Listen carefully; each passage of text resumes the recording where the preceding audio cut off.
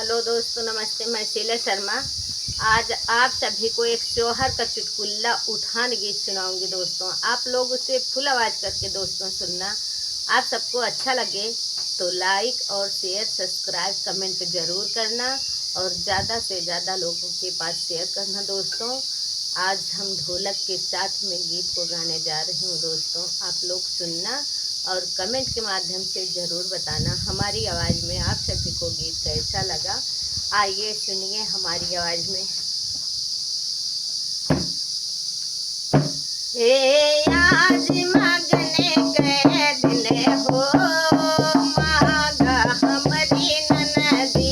आज मगने के दिन हो, मागा हमारी ननदी। आज मगने के दिन हो, मागा हमारी ननदी। आज मगने के दिन हो, मागा हमारी ननदी। हमरे सासुरे जी के शान हो, घोड़े वाला इला ननदी। हमरे सासुरे जी के शान हो, घोड़े वाला इला ननदी। घोड़ा टाठी लगाम हो, तीनों लैला ननदी। घोड़ा टाठी लगाम हो, तीनों लैला ननदी। आज मगने कई दिन हो, मागा हमारी ननदी। आज मगने कई दिन हो, मागा हमारी ननदी।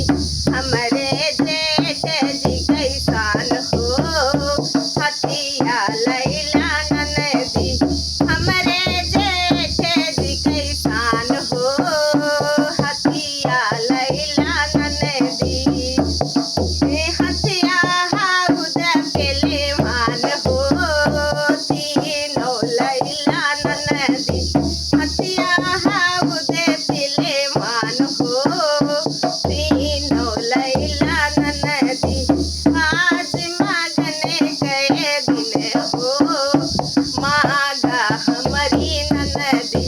आज मगने कई दिन हो, मागा हमारी ननदी।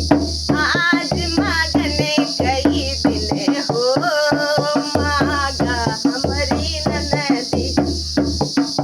हमरे देवर जी के शान हो, गदवा लैला ननदी।